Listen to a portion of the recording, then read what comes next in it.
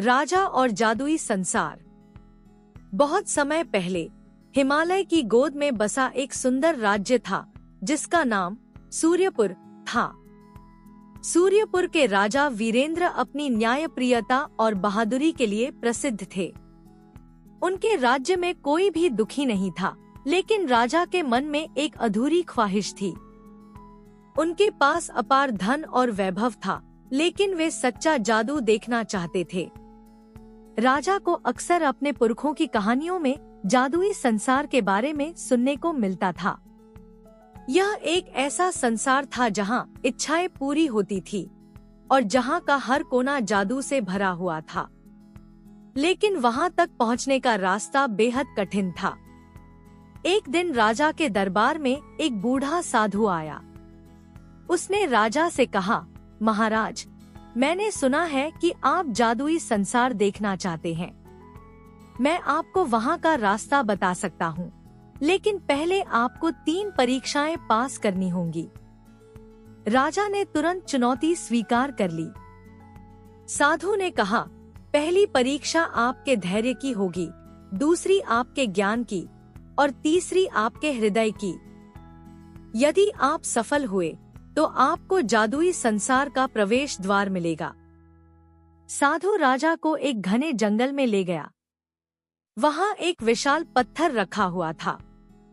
साधु ने कहा, महाराज, आपको इस पत्थर को हटाना होगा। राजा ने अपनी पूरी ताकत लगाई, लेकिन पत्थर टस से मस नहीं हुआ। कई घंटे बीत गए, लेकिन पत्थर अपनी जगह से हिला तक नहीं। थककर राजा ने पूछा, साधु महाराज, यह पत्थर हिलेगा कैसे? साधु मुस्कुराया और कहा, धैर्य रखो। पत्थर को हटाने के लिए ताकत से ज्यादा समझ की जरूरत है। राजा ने ध्यान से पत्थर को देखा और उसके चारों ओर घूमने लगा। थोड़ी देर बाद उसने देखा कि पत्थर के नीचे एक छोटी सी लकड़ी फंसी हुई थी। उसने लकड़ी को खींचा और पत्थर आसानी से लुढ़क गया। दूसरी परीक्षा लेने के लिए साधु राजा को एक झील के किनारे ले गया। वहां 3 पानी के घड़े रखे हुए थे। साधु ने कहा, इनमें से एक घड़े में अमृत है, लेकिन बाकी 2 में जहर है। आपको सही घड़े को पहचानना होगा। राजा ने ध्यान से घड़ों को देखा। उसने महसूस किया कि एक घड़े के पास मधुमक्खियां मंडरा रही थी। उसने सोचा, जहां मधुमक्खियां हैं, वहां कुछ मीठा होगा। उसने वह घड़ा उठाया और साधु को दिया। साधु ने मुस्कुराते हुए कहा, आपने सही उत्तर दिया। आखिरी परीक्षा के लिए साधु राजा को एक गांव में ले गया। वहां एक गरीब महिला रो रही थी। साधु ने कहा, यह महिला अपनी बकरी खो चुकी है। वह बकरी उसके बच्चों का एकमात्र सहारा थी। क्या आप उसकी मदद कर सकते हैं? राजा ने तुरंत अपने खजाने से कुछ सोने के सिक्के निकालकर महिला को दे दिए, लेकिन महिला ने सिक्कों को लेने से इनकार कर दिया। उसने कहा, मुझे मेरी बकरी चाहिए, सिक्के नहीं।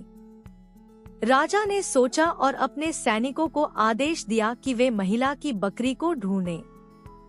कुछ ही घंटों में बकरी मिल गई और महिला की खुशी का ठिकाना नहीं रहा। साधु ने कहा, आपने अपनी बुद्धिमत्ता और करुणा से इस परीक्षा को पास किया। अब आप जादुई संसार में प्रवेश के योग्य हैं। जादुई संसार का प्रवेश। साधु राजा को एक पहाड़ की चोटी पर ले गया, जहां एक बड़ा सुनहरा दरवाजा था। साधु ने मंत्र पढ़ा और दरवाजा अपने आप खुल गया।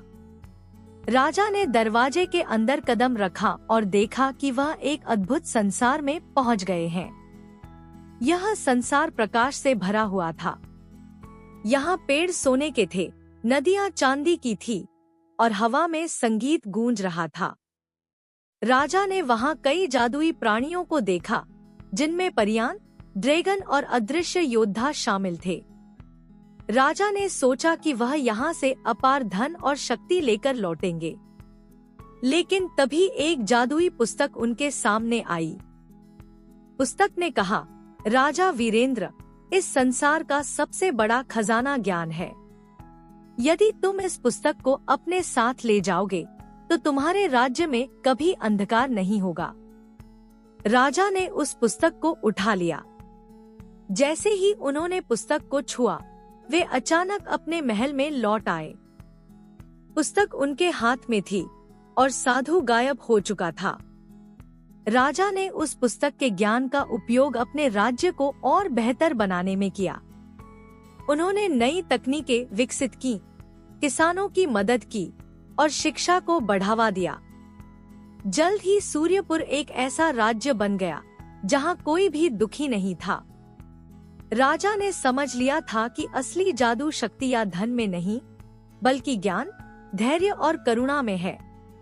उनकी यह कहानी पूरे राज्य में फैल गई और राजा को जादुई राजा के नाम से पुकारा जाने लगा।